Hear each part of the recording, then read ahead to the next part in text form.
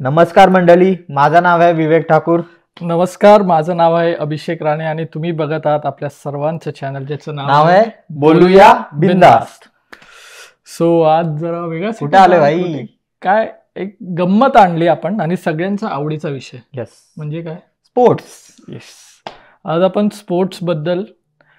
Sports हे आपण फक्त बघतो, त्या ॲथलीट्सना आपण बघतो की ते कसे खेळतात आपल्याला, आणि जर नाही खेळले तर आपण रागवतो पण त्याच्यावर. बरोबर. जसं आता इंडिया ऑस्ट्रेलिया चालू आहे आणि आपण हालत बघतोय आपली काय होते, पण त्याच्या मागे त्यांची जी मेहनत, त्यांना तिथपर्यंत पोहोचायला जो काय कष्ट, त्यांचे परिश्रम जे असतात ते आपल्याला माहिती नसतं. आपण फक्त बघतो आणि मजा म्हणून काय, हा अरे काय खेळला, चांगला खेळत अरे क्या खेळला, बरोबर. नाही खेळत अरे काय. आणि आपण पण फक्त जे टॉपचे आहेत त्यांनाच बघतो भाई. एक्झॅक्ट. बट एकदम खालच्या म्हणजे एकदम छोट्या गावात पण प्लेअर असतात खबर ना, मोठे मोठे खेळणारे स्किल्स वाले, आणि हे आपल्याला माहिती नसतं. पण आज आम्ही एक अशा दादांना भेटतो आहोत, त्यांनी त्या जे फक्त क्रिकेट नाही पण स्पोर्ट्स ह्या क्षेत्रात जेही आपले छोट्यातल्या छोट्या गावातून ते मोठ्यातल्या मोठ्या शहरापर्यंत जे प्लेयर्स आहेत, जे एकदम प्रॉपर खेळतात आणि ज्यांना माहिती आहे गेम कसा, त्यांनी मेहनत घेतलेली आहे,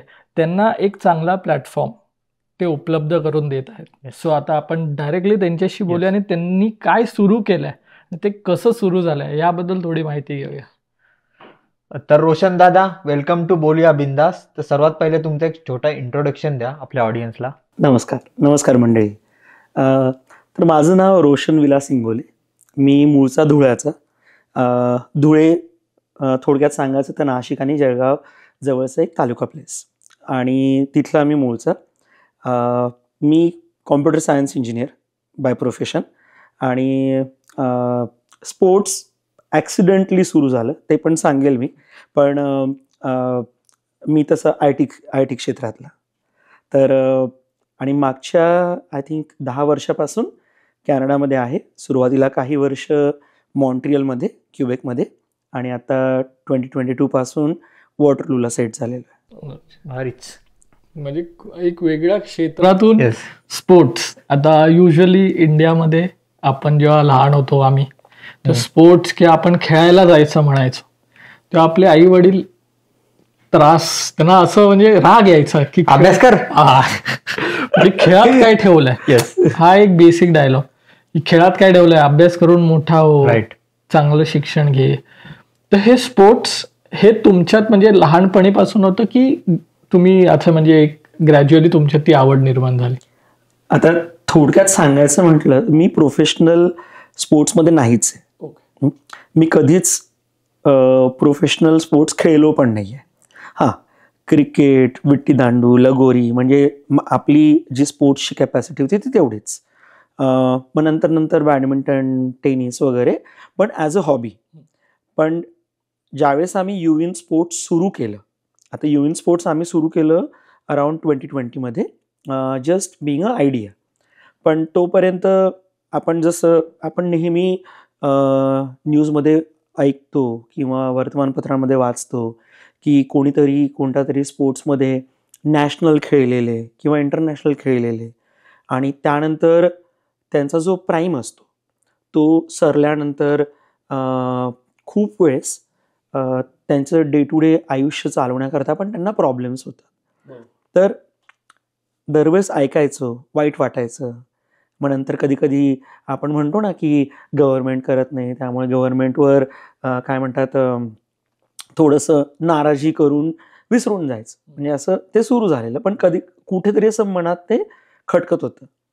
आणि त्याचबरोबर मग ऑब्व्हियसली मी स्वतः पॅरेंट्स बनलो 2 मुलांचं.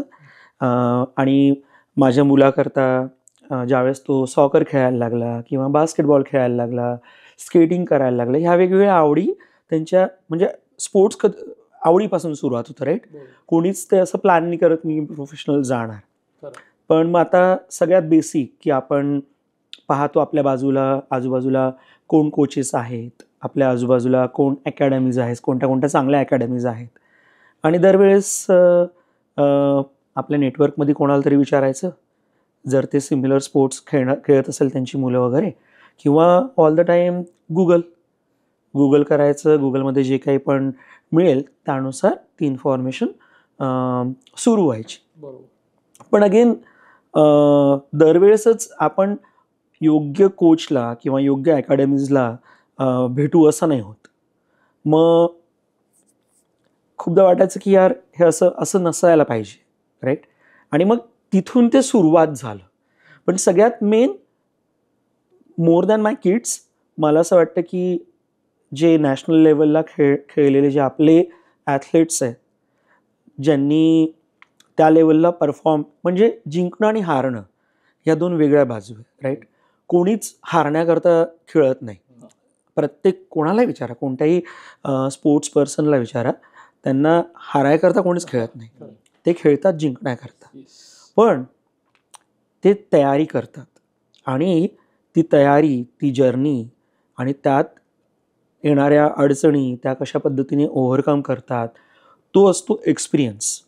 आणि ज्यावेळेस आपण एखाद्या म्हणजे त्या लेवलला खेळणारे जे कोणी प्लेयर्स आहे ते ज्यावेळेस त्यांचा एक्सपिरियन्स शेअर करू शकत नाही, कारण ऑब्व्हियसली प्रत्येकाला फायनान्शियल गरजा असतात, घर चालवायचं असतं at the end of the day.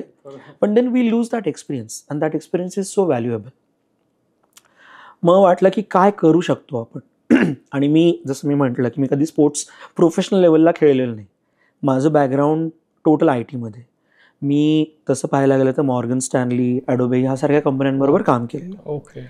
तर लिंक्डइन हे माझ्याकरता काइंड ऑफ सेकंड होम, म्हणजे प्रोफेशनल नेटवर्कमध्ये काय चाललंय वगैरे, राईट.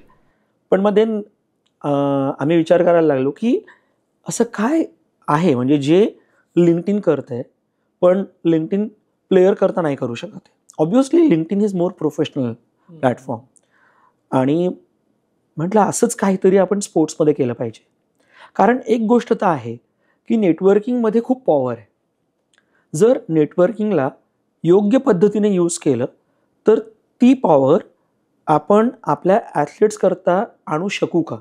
आणि मग that's how UN sports started unfolding. म्हणजे उद्देश हा की नेटवर्किंग, कम्युनिटी आणि कोलॅबोरेशन ही पॉवर आपण स्पोर्ट्समध्ये कशी आणू शकतो आणि ती स्पोर्ट्समध्ये ॲमॅच्युअर प्लेअरपासून प्रोफेशनल प्लेअरपर्यंत कशा पद्धतीने ती पोहोचू शकेल. सो ही सुरुवात होती. आम्हाला कळलं की हे सोल्युशन बनू शकतं. पण अगेन मग बाकीच्या गोष्टी अनफोल्ड व्हायला लागल्या की स्पोर्ट्स म्हटलं तर स्पोर्ट्समध्ये फक्त ॲथलीट्स नसतात. राईट. एक्झॅक्टली. कारण का आपला एक इंडियामध्ये एक सीन आहे की आपण ना फक्त क्रिकेट, आपल्याला वाटतं फक्त क्रिकेटच आहे जगात गेम, बरोबर ना. क्रिकेटला आपण म्हणजे क्रिकेटमध्ये आपण नंबर म्हणजे टॉपमध्ये पण आहोत. बट क्रिकेट सोडून पण किती स्पोर्ट्स आहेत. आणि आता हळूहळू ते वाढतं पण आहे इंडियामध्ये. पण त्याच थ्रू आता बट जेवढा क्रिकेटला भेटतो भाई डिमांड, खरं. अरे आपल्या फुटबॉलच्या मॅच किंवा कुठल्या हॉकीच्या मॅचला स्टेडियम पण रिकामे असतात भाई, कोण बघायला जात नाही. आणि क्रिकेटचा भाई ब्लॅक मध्ये तिकीट घेतात मॅचचे वगैरे. सो लाईक हे UN स्पोर्ट्स जे आपण म्हणतो की तुम्ही कनेक्शन्स स्पोर्ट्समध्ये नॉट जस्ट की प्लेयर्स लोकांसाठी, म्हणजे जे स्टाफ मेंबर्स असतात, जे बिहाइंड द सीन्स आपण म्हणतो, बरोबर, खूप मोठा स्टाफ असतो टीमचा, बरोबर. सो त्यांचे पण तुम्ही कनेक्शन्स. सो ही जी मूळ आयडिया आहे. सो हे तुमचं काय प्लॅन, लाईक आपण फक्त हे कॅनडा पुरतं करत आहोत की तुम्ही ग्लोबली पण like you are trying in India or somewhere, कुठेही तुम्ही ट्राय करता आहात का त्यासाठी? चांगला प्रश्न आहे. तसं पाहायला गेलं तर आमचं व्हिजन हे ग्लोबल आहे. म्हणजे फक्त कॅनडा, इंडिया, USA याच्यापुरतं मर्यादित नाही आहे. कारण ॲथलीट्स प्रत्येक कंट्रीमध्ये. तसं पाहायला गेलं तर मोर ऑर लेस त्यांची जर्नी ही सेम आहे. आणि आपण स्पोर्ट्स म्हटलं तर स्पोर्ट्समध्ये ॲथलीट्स असतात, त्याचबरोबर जसं तुम्ही म्हणाले ground staff, coaches, institutions, academies, सगळे न्यूट्रिशनिस्ट, डॉक्टर, हे सगळे इन्व्हॉल्ड असतात. ही इकोसिस्टीम आहे. आणि ही इकोसिस्टीम प्रत्येक स्पोर्ट्सच्या अराउंड आहे. क्रिकेट घ्या, सॉकर घ्या, मॅरेथॉन घ्या, कोणताही sports, formula 1, which ever sports, आपण त्याच्या अराउंड इकोसिस्टीम असते. ज्यावेळेस इकोसिस्टीम येते त्यावेळेस नेटवर्किंग हे बाय डिफॉल्ट होऊन जातं. तर आत्ता आपण सुरुवात जी आहे ती USA, कॅनडा आणि इंडियामधून सुरू केलेली आहे. तर आत्ताच्या लेवलला ज्यावेळेस आपण बोलतोय त्यावेळेस आपल्या प्लॅटफॉर्मवर जवळपास 10,000 लोक इन्वॉल्ड आहे. तर ते प्लेयर्स आहेत, कोचेस आहेत, इन्स्टिट्यूशन्स आहेत. तर आत्ताच्या मुमेंटला 10,000 लोक इन्वॉल्ड आहे आणि आमचा गोल हा 2025चा जो गोल आहे तो जवळपास 250,000 250,000 युजर्स अक्रॉस दिस 3 कंट्रीज USA, कॅनडा आणि इंडिया यातून आम्ही कॅप्चर करणार आहोत. आणि आता जे 10,000 आहेत त्यांचा रेशिओ 3 कंट्रीजमध्ये कसा डिवाइड आहे? तर 80% युजर्स हे आपले इंडियामधले आणि 20% USA आणि कॅनडामध्ये. तर आत्ता आपण युजर ॲक्विजिशन जे आहे ते इंडिया स्पेसिफिक ठेवलं आहे, पण आता 2025मध्ये आपण USA आणि कॅनडामध्ये पण युजर ॲक्विजिशन सुरू करणार आहोत. तर दादा तुम्ही आता हा एवढा मोठा प्लॅटफॉर्म उभा केलात, तर त्यासाठी तुम्ही काय असं फंडिंग वगैरे घेतली, तुमची काय टीम वगैरे, त्याच्याबद्दल काय सांगा? नक्की. तर माझे को फाउंडर आहेत आणि आम्ही सध्या सेल्फ फंडेड आहोत. तर मागच्या 4 वर्षापासून आम्ही सेल्फ फंडिंग करून प्लॅटफॉर्मला ह्या लेवलला आणले की आता आपला प्लॅटफॉर्म दोन्ही मोबाईल ॲपमध्ये आहेत, वेब ब्राउझरवर आहे. म्हणजे तुम्ही पण डाउनलोड करू शकता, सगळेजण डाउनलोड करू शकतात. आपण कोणालाही चार्ज करत नाही आणि प्लॅटफॉर्म हा कम्प्लिटली फ्री आहे. तर तो बेसिक कॅपॅसिटीमध्ये नेहमीच फ्री असणार, कारण नेटवर्किंग ह्या अँगलला आपल्याला चार्ज नाही करायचं आहे. पण जसं आता मी मूळचा टेक्नॉलॉजी बॅकग्राऊंडचा आणि टेक्नॉलॉजी हे जर टूल योग्य पद्धतीने वापरलं तर स्पोर्ट्समध्ये ड्रास्टिकली चेंज, म्हणजे आता टेक्नॉलॉजी वापरलं जातं पण ते लिमिटेड स्पोर्ट्समध्ये वेगळ्या पद्धतीने वापरलं जातं. पण ज्या पद्धतीने आपल्या अमॅच्युअर किंवा प्रोफेशनल ॲथलेट्सला अक्रॉस द लेवल तो ॲक्सेस मिळाला पाहिजे तो अजून मिळत नाही. फॅन्टसी स्पोर्ट्स आहेत पण फॅन्टसी स्पोर्ट्समध्ये परत जो इकॉनॉमिकल इक्वेशन आहे ते वेगळ्या साईडला आहे. आपल्या ॲथलेट्सला त्याचा फारसा फायदा होत नाही. जे सेलिब्रिटी आहे त्यांचे शेअर्स असतात तो वेगळा अँगल आहे आणि ते आम्हाला सॉल्व नाही करायचं आहे. आम्हाला जो चेंज आणायचा आहे तो बॉटम ऑफ द पिरॅमिडमध्ये आणायचा आहे की जिथे आपले ॲथलेट्स त्यांना असं वाटलं पाहिजे की हा प्लॅटफॉर्म त्यांचा आहे. आणि या माध्यमा थ्रू मला सगळ्या ॲथलेट्सला सांगायला आवडेल की तुम्ही UN स्पोर्ट्स वापरा आणि तुम्हाला काही पण फीडबॅक द्यावा असा वाटला, तुम्हाला असं वाटलं की आम्ही तुम्हाला कशा पद्धतीने मदत करू शकतो किंवा कशा पद्धतीने UN स्पोर्ट्स इन जनरल काही चेंजेस अजून आणू शकतात, तर we are more than happy तुमचे फीडबॅक्स ऐकण्याकरता. आणि वी आर कमिटेड, बेसिकली हा प्लॅटफॉर्म तुमचा आहे, आम्ही फक्त माध्यम आहोत. आणि ज्या पण पद्धतीने तुमच्या आयुष्यामध्ये पॉझिटिव्ह इम्पॅक्ट होऊ शकेल, we are committed for that. आणि आम्ही सगळे लिंक्स टाकू डिस्क्रिप्शन्समध्ये टाकलेले आहेत. तुम्हाला जर ॲप डाउनलोड करायचं आहे त्याचा वेब ब्राउझरची लिंक, रोशन दादाचे लिंक्डइन प्रोफाईल पण आहे.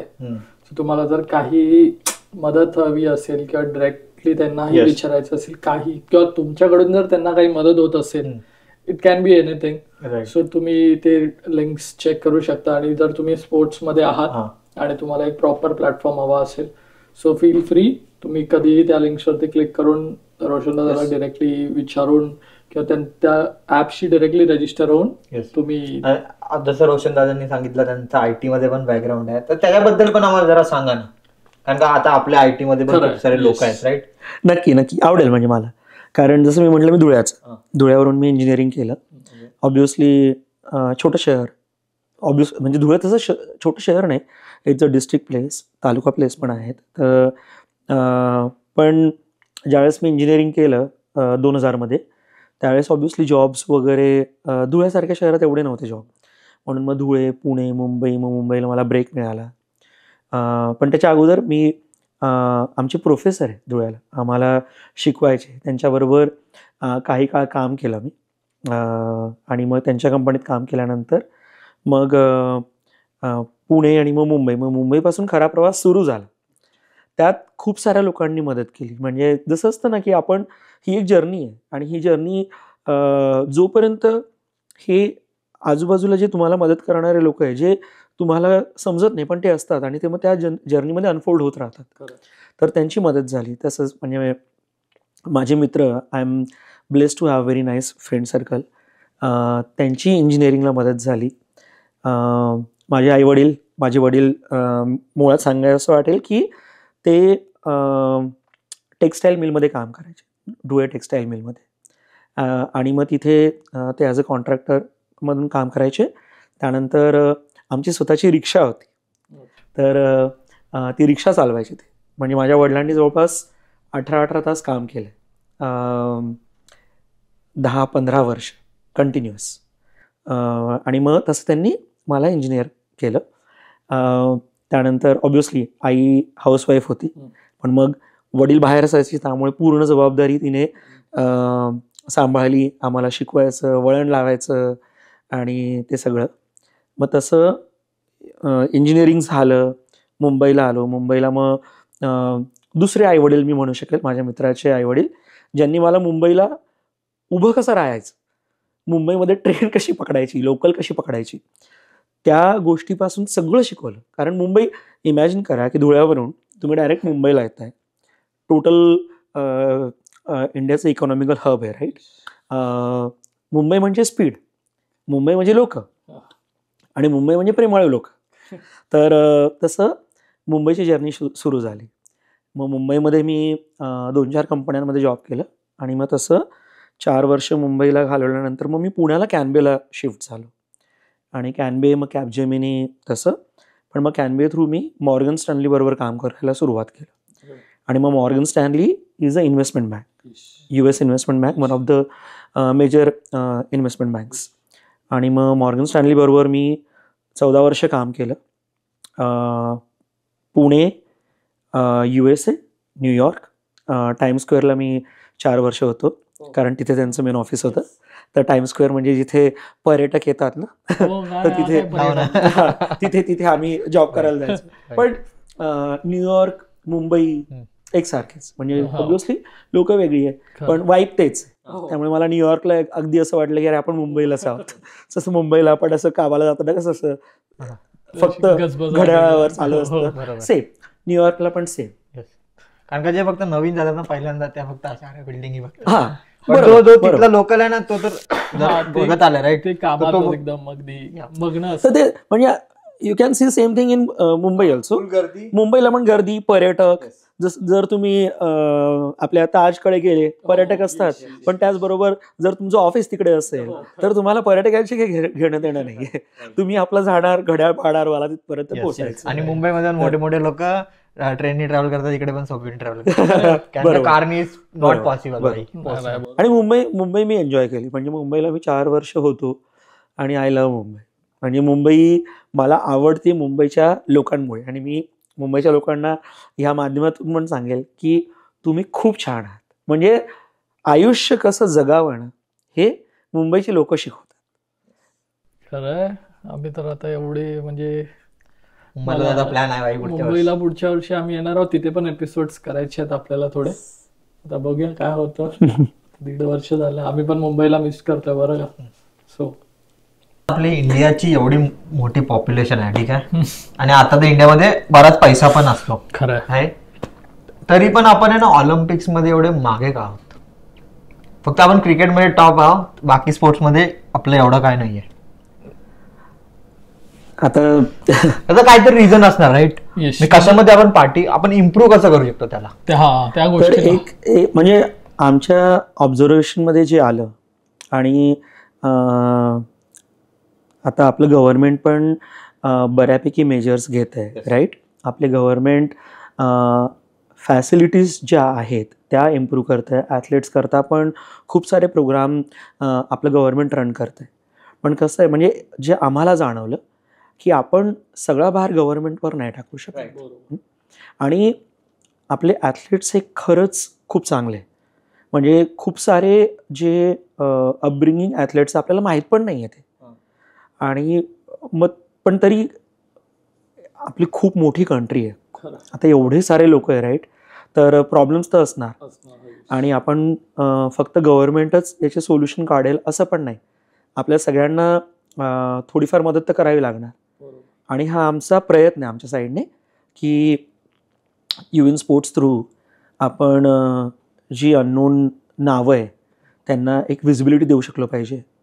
आणि नॉट ओन्ली अननोन नावं, म्हणजे आमचा हा प्रयत्न आहे की प्रत्येक, म्हणजे कोणताही ॲथलेट, ॲमेच्युअर असो प्रोफेशनल असो, आपल्या ह्या प्लॅटफॉर्मवर असावा. त्यांनी त्यांची जी जर्नी आहे त्यांनी ती अनफोल्ड करावी. आता स्टॅट्स हा एक प्रकार आहे, पण त्याच्या व्यतिरिक्त पण ॲथलीट्स हा खूप साऱ्या अप्स आणि डाऊन्समधून जात असतो. त्याचबरोबर एक रुटीन असतं, एक गायडन्स असतो, एक काउन्सिलिंग असतं, खूप साऱ्या गोष्टी असतात ज्या यांना माहिती नसतात ज्यावेळेस जर्नी सुरू होते. तर आमचा हाच प्रयत्न आहे. पण coming back to your question, आपण सगळ्यांनी पिच इन केलं पाहिजे. आता आपण खूपदा प्रश्न येतो ना की आपण काय करणार ना, आपण काय दिवे लावून घेणार आहे, एवढा मोठा प्रॉब्लेम आहे. पण जसं मुंगी छोटीशीच असते पण ती पण मोठं वारुळ बांधते ना, तसंच मधमाशांचं पण आहे. तर तसंच थेंबे थेंबे तळं साचतं. त्याचबरोबर आपली जी छोटी छोटी मदत असते ती मोठ्या पद्धतीने डिफरन्स क्रिएट करू शकते. आता याचं एक उदाहरण द्यायचं म्हटलं तर आपले ॲथलीट्स जे आहेत त्यांना स्पॉन्सरशिप वगैरे जे आहे ना, हे खूप मोठ्या गोष्टी झाल्या. त्यांचे प्रॉब्लेम्स तसे छोटे छोटे आहे. त्यांच्याकडे स्पोर्ट्स गिअर्स नसतात, कधी कधी त्यांची टुर्नामेंट लागलेली असते पण त्यांच्याकडे तिकिटाचे पैसे नसतात. त्यांच्याकडे तिकिटाचे पैसे असतात तर तिथे त्यांची राहायची सोय नसते. आणि आता ह्या सगळ्यांमुळे काय होतं की योग्य वेळेस योग्य मदत नाही मिळाली तर त्या ॲथलीटची जी जर्नी आहे ती थांबून जाते. कारण माणूस पैशाचं सोंग नाही घेऊ शकत, माणूस सगळ्या गोष्टींचं सोंग घेऊ शकतो. पण फायनान्शियल फ्रीडम थोड्या बहुत लेवलला किंवा ह्या ज्या छोट्या छोट्या गरजा आहेत त्या जर त्यांना पूर्ण करता आल्यात. पण ह्या गरजा बाहेर येणार कशा ना. आज जरी समजा मी ॲथलीट आहे, तुम्ही माझे मित्र आहे, पण तुमचे पण लिमिटेशन्स असतात. तुम्ही मला एकदा मदत कराल, दोनदा मदत कराल, कितीदा मदत करू शकाल ना. पण त्याच वेळेस मग ही जी पॉवर ऑफ नेटवर्किंग आहे ती पिक्चरमध्ये येऊ शकते. आणि वी होप की तो जो एक अँगल आहे तो आपल्या प्लॅटफॉर्म थ्रू बाहेर येईल, ॲड्रेस व्हायला मदत करेल आणि दरवेळेस कोणीतरी नवीनच मदत करणारा हात समोर येऊन ती गरज पूर्ण करू शकेल, जेणेकरून आपल्या ॲथलीट्सची ही जर्नी जी आहे ती ॲब्रप्टली थांबायला नको. खरं. आणि हे खूप चांगलं इनिशिएटिव्ह आहे ॲक्च्युली. कारण आता ह्याने जसा प्रश्न विचारला की आम्हाला पण तोच क्वेश्चन असतो की आपले खूप असे इंडियामध्ये स्पोर्ट्स आहेत जे आणि स्पोर्ट्स प्लेयर आहेत ज्यांना आपल्याला माहिती नाही बट ते लोक खूप म्हणजे भयंकर कष्ट करतात.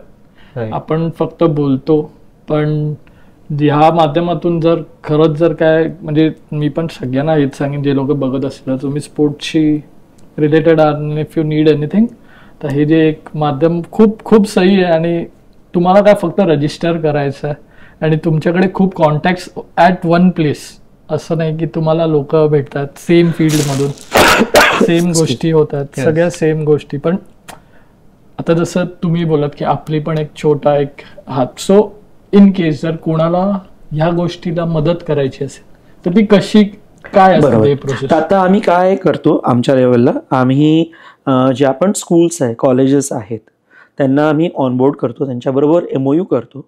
आणि स्कूल्स आणि कॉलेजेस हे त्यांचे जे काही प्लेयर्स आहेत ते आयडेंटिफाय करतात आणि आमच्या पद्धतीने आम्ही त्यांना स्पॉन्सरशिप द्यायचा प्रयत्न करतो. पण अगेन आमचे पण हात बांधले गेलेले राईट. मग त्याचकरता आता आम्ही आमची ट्रस्ट सुरू करणार आहे जी नॉन प्रॉफिट असेल आणि त्या ट्रस्टमध्ये जे पण लोक इंटरेस्टेड असतील ते डोनेशन देऊ शकतील आणि ते डोनेशन हे फक्त आपल्या ॲथलीट्स करता वापरलं जाईल. तर तो आमच्या पद्धतीने प्रयत्न असणार आहे. पण त्याचबरोबर आमचा हा जो प्लॅटफॉर्म आहे हा टेक्नॉलॉजी प्लॅटफॉर्म आहे.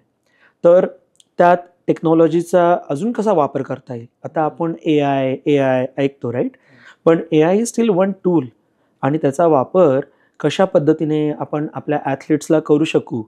तर प्लॅटफॉर्म हा आत्ता इव्होल्युशन स्टेजमध्ये, आत्ता जस्ट त्याची एक फेज सुरू झालेली आणि कंटिन्युअसली हा प्लॅटफॉर्म इम्प्रूव्ह होत राहील. तुमचे फीडबॅक सांगा, तुम्हाला काय हवं आहे ते सांगा आणि त्या पद्धतीने पण प्लॅटफॉर्म हा इव्हॉल्व्ह होत राहील. पण टेक्नॉलॉजी थ्रू तुम्हाला जे पण ॲडव्हान्टेजेस आम्ही आणून देऊ शकतो. आता समजा कोच नसेल तरी पण जर ॲथलीटला जर प्लॅटफॉर्म मदत करू शकत असेल, एक पर्सनल असिस्टंट जर प्लॅटफॉर्म त्यांना प्रोव्हाइड करू शकत असेल तर त्यात तो मोठा हातभार आम्ही समजू त्यांना असेल. म्हणजे आज त्यांना जो पण प्रश्न आहे प्लॅटफॉर्मवर मे बी त्या पद्धतीचे लोक जरी नाही मिळाले पण जर त्यांचे थॉट्स आम्ही चॅनलाइज करू शकलो आणि त्यांना त्या पद्धतीची मदत करू शकलो आणि मग तुम्ही येणाऱ्या काही वर्षांमध्ये पाहालच की काय काय टेक्नॉलॉजिकल ॲडव्हान्समेंट होतील, जे काही वर्षापूर्वी तुम्ही इमॅजिन करायचे की आपण प्रोफेशनल झाल्यानंतर मिळायचे, ते तुम्हाला खूप अगोदर मिळायला लागतील. आणि म्हणजे हे आमच्याकडनं तुम्हाला आश्वासन आहे की आम्ही ते आणू तुमच्याकरता. भारी. म्हणजे आम्हाला पण आधी फक्त असं वाटायचं की sports is all about entertainment, कारण आम्हाला बघायला आवडतं. मी पण काय एवढं स्पोर्ट्समध्ये कोणत्याच स्पोर्ट्समध्ये नव्हतो. स्कूलमध्येच असताना जे काय आपण क्रिकेट, कबड्डी, येस. सो पण त्याच्या मागची जी मेहनत असते, आता जशी जशी आम्ही लोकांची स्टोरीज ऐकतो, म्हणजे आमचे पण स्पोर्ट्स प्लेअर आहेत फ्रेंड्स, त्यांची जी मेहनत बघतो आपण, ती खरंच म्हणजे आम्ही. बट यु नो बघ, जेव्हा आपण छोटे असतो ना तेव्हा सर्वांना काहीतरी बनायचं असतं. खरं.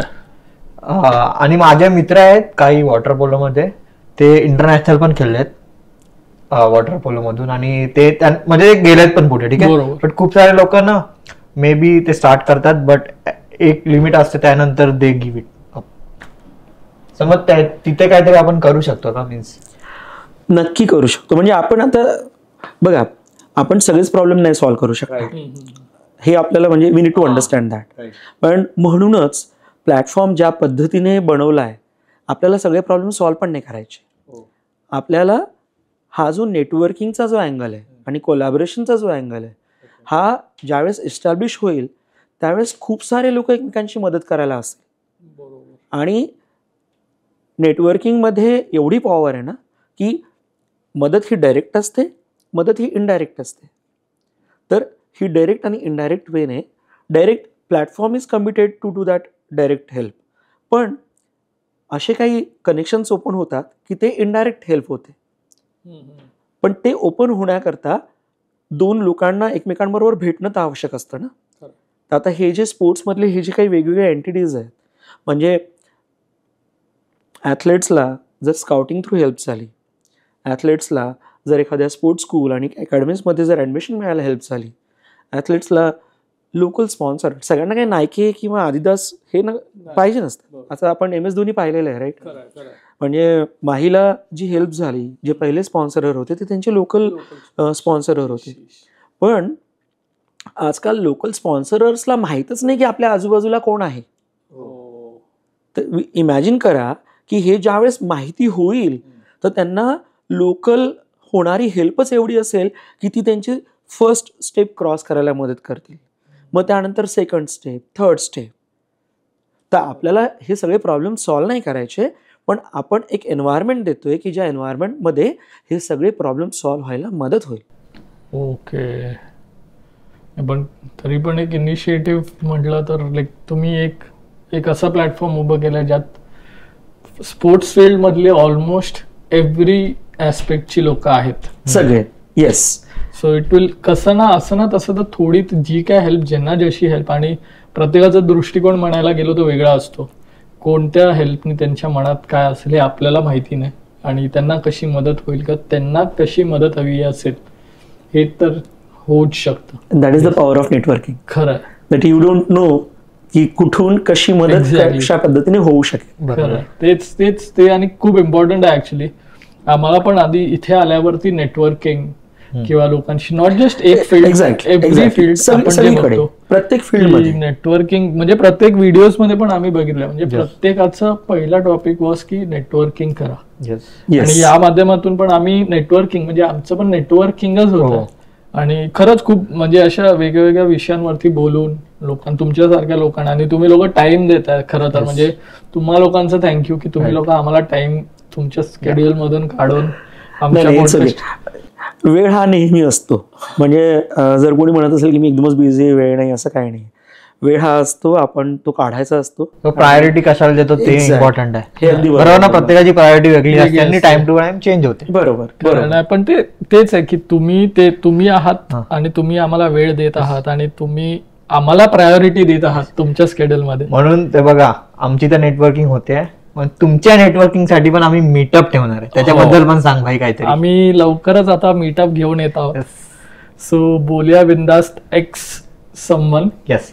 ओव्हरऑल आपण ते क्रिएटर्स तर आपण बोलूया लवकरच, पण आपण एक मीटअप आपल्या जे मराठी कम्युनिटी आहे KWC मध्ये त्याच्यासाठी एक मीटअप नवीन वर्ष येते. आता नवीन वर्षाची सुरुवात होणार आहे, आपलंही नवीन वर्ष येणार आहे मार्च मध्ये. सो गुढीपाडव्याला आपण त्याच्या आधी किंवा मल्टिपल भाई करायचं आहे, करत राहायचं. येस, असं नाही की एकच करायची, करत राहायचं. आता आपल्याकडे इतके कॉन्टॅक्ट आहेत, कारण का आपली community not just KWC GTA मध्ये पण आहे. कुठेही तुम्हाला आम्ही ओपनली सांगतो आहोत, जर तुम्हाला आम्ही तिथे यावं असं वाटत असेल, आम्हाला डिरेक्टली आमच्या इंस्टाग्राम वरती DM करू शकता, ह्याला DM करू शकता, मला DM करू, कमेंट करा भाई, कॉमेंट करू शकता. तुमच्याकडे इतके सोर्सेस आहेत आम्हाला कॉन्टॅक्ट करायचे. सो प्लीज घाबरू. तुम्हाला जर काय नॉलेज असेल, मीटअप ऑर्गनाईज किंवा काय आयडियाज असतील की हे वगैरे करू शकतो, तर ते पण तुमची मदत ही आम्ही कोणीच नाही आहोत. आम्ही फक्त एक सोर्स बनलो आहोत की लोकांना कनेक्शन, आणि आम्ही जेवढे एपिसोड्स केले आहेत आतापर्यंत ते सगळे एक कनेक्शन म्हणून केलेत. आणि आमचं जेव्हा मीटअप असेल, सो आम्ही त्या सगळ्यांना परत एकदा त्या मीटअपला आणायचा प्रयत्न करू. कारण तिथे त्यांना समोरासमोर भेटून तुमचे जे काही क्वेश्चन्स आहेत किंवा तुम्हाला त्यांच्या थ्रू काय मदत होत असेल तर आपण तिथेच बघू शकतो. बरोबर. आता पण तुम्ही लिंक्डइन वर ताजा डायरेक्ट मेसेज करा. आणि काय पण असेल तर येस तुम्ही IT मधून आहात का, तुम्ही फाउंडर आहोत का, तुमचा काय स्टार्टअप वगैरेचा आयडिया आहे, दादा तुम्हाला मदत करायला थोडं पण हे नाही करणार. जेवढी मदत होऊ शकते आपण पण आपल्या साईडनी थोडं करून एक कोर आयडिया घेऊन आपण कोणापर्यंत पोहोचत असू तर प्लीज करा. आणि बोलायला घाबरू नका. जर तुमच्या डोक्यात आयडिया आहेत लोकांना कळू द्या.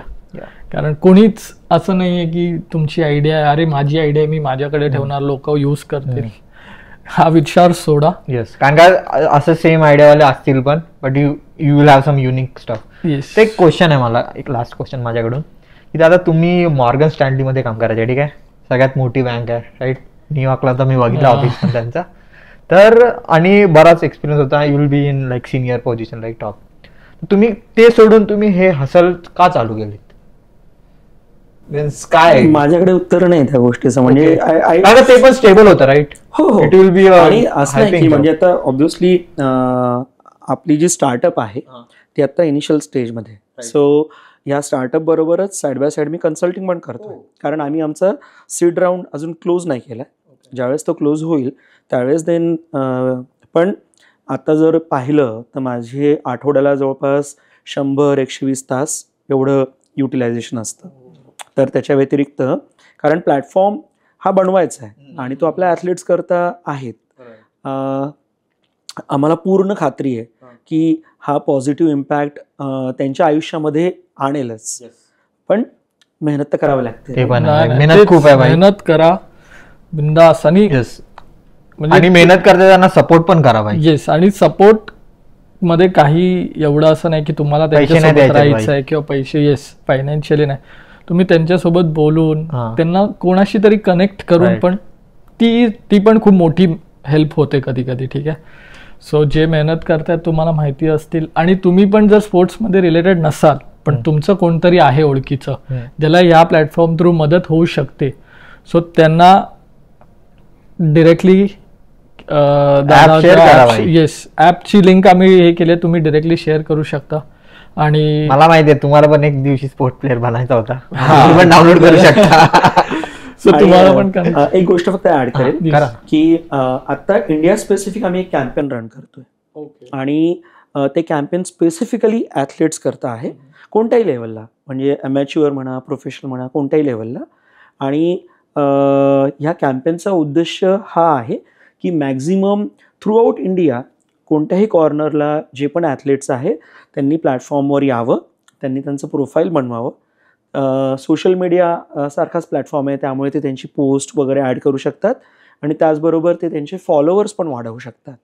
आणि 26 जानेवारी आपल्या प्रजासत्ताक दिनानिमित्त आम्ही त्या दिवशी हा कॅम्पेन क्लोज करणार, आणि आम्ही सरप्राईज गिफ्ट्स देणार आहे वेगवेगळ्या स्पोर्ट्समधल्या वेगवेगळ्या ॲथलीट्सला, जे प्लॅटफॉर्मवर असणार आणि जे अशा पद्धतीची एंगेजमेंट करतील. तर 26 जानेवारी प्रजासत्ताक दिनानिमित्त आम्ही हा कॅम्पेन क्लोज करणार आहोत. सो आता तुमच्याकडे एक्झॅक्टली राईट 1 महिना 20 दिवस 20-25 दिवस आहेत. जेवढं होऊ शकतं. आणि हा व्हिडिओ पण तुम्ही शेअर करा, Yes. कारण हा व्हिडिओ शेअर कराल आणि हे जे दादांनी आणि पूर्ण त्यांच्या युएन स्पोर्ट्स ह्या पूर्ण कंपनीने जे एक आपण काय म्हणतो प्लॅटफॉर्म उभा केला आणि त्यांनी कॅम्पेन सुरू केलं इंडियामधल्या ॲथलीट्ससाठी. आणि आय नो इंडियामध्ये खूप ॲथलीट्स आहेत. सगळ्यांकडे आता तर basic to basic mobile phone तर असतोच. एक स्मार्टफोन आहे, तुम्हाला फक्त एक फ्री ॲप डाउनलोड करायचं आहे आणि तुम्ही रजिस्टर करा तुमचे पोस्ट. आणि पोस्टमध्ये पण काय जे आपण इंस्टाग्राममध्ये करतो ते तुम्ही डे टू डे मध्ये तुम्ही ॲज अ स्पोर्ट्स पर्सन काय करता, तुमचं डेली शेड्यूल टाका, तुम्ही किती मेहनत करताय, काय करताय, काहीही एकदम बेसिक टू बेसिक इन्फॉर्मेशन, कुठे ट्रेनिंग करता हे पोस्ट करायचं आहे. आणि तुम्हाला एक चान्स मिळतोय की ते जे गिफ्ट्स आणि जे गिव्हअवेज करणार आहेत ऑन 26 जानेवारी 2025 ते तुम्ही एक जिंकूही शकता. सो ट्राय करा. Yes, and it's all free. So please आपला हा रोशन दादा त्यांनी हे खूप चांगलं इनिशिएटिव्ह केलंय. आणि रोशन दादा थँक्यू तुला की तू आज आमच्या पॉडकास्ट वरती आलास. आणि असंच आम्ही अजूनही लोकांशी बोलत राहू, आपण बोलतच आहोत. पण तुम्ही नाही व्हिडिओ लाईक, कमेंट, शेअर करा आणि सबस्क्राईब करा, करत आहात. येस, अजून तुमच्या लोकांना शेअर करा, त्यांना सांगा त्यांच्या लोकांबरोबर शेअर करून आपल्याला आता जरा बूस्ट करायचं आहे. आणि लवकरच आपण मीटअप्स आणि सगळं घेऊन येणार आहोत. So stick to the channel. आणि तुम्हाला जर काय असं वाटत असेल की आम्ही काही चेंजेस करावे, कारण तुम्हाला पण असं असेल की तुम्हाला काही नवीन बघायचं असेल किंवा कोणी तुम्हाला इथे जे तुमच्या ओळखीतले कोणी कॅनडामध्ये आहेत ज्यांना तुम्हाला इथे बघायला आवडेल, सो तुम्ही आम्हाला कॉमेंटद्वारे किंवा DM इंस्टाग्रामवरती वगैरे सगळं करून सांगू शकता ना. आणि आपली ती फॉर्मची लिंक असते, फॉर्म लिंक सगळे लिंक आहेत भाई, फक्त दाबा त्या उघडा भाई. आणि यात खरं आता बरं झालं मला एक आठवलं, मला हरीश दादाला थँक्यू बोलायचं या निमित्ताने की हरीश दादा, खरंच हरीश पाटील दादा तुला खूप थँक्यू की तू असे आम्हाला असे कॉन्टॅक्ट्स देतो आहेस आमच्या शीटमध्ये आणि आम्हाला त्या लोकांशी भेटून त्यांना बोलून त्यांचे एक्सपिरियन्सेस हे खूप हेल्प करत आहे आम्हाला. सो तुला खूप खूप थँक्यू. आणि माझ्या साईडने पण हरीशला थँक्यू. म्हणजे नॉट ओन्ली फॉर दिस, पण हरीशने इन जनरल ज्या स्टुडंट्स करता जे काम केलं राईट, म्हणजे इथे स्टुडंट्सला बांधून ठेवणं, इनिशियली आल्यानंतर त्यांना मदत करणं, गाईड करणं, आणि त्याचबरोबर एक स्टुडंट्सचा गणपती पण बसतो इथे, तर त्यातही हरीश आणि त्यांच्या ग्रुपचा फार मोठा भाग आहे. तर thank you Harish. Thank you so much. हेच आहे आणि दिस इज नेटवर्किंग. सो आजचा एपिसोड कसा वाटला हे तुम्ही कॉमेंट वगैरे करायचं आणि दादूनी सांगितलंय तुम्हाला काय काय करायचं. सगळं लाईक, कमेंट, शेअर, सबस्क्राईब करा. ठीक आहे. सो हा आहे आपल्या सर्वांचा चॅनल ज्याचं नाव आहे बोलूया बिंदास.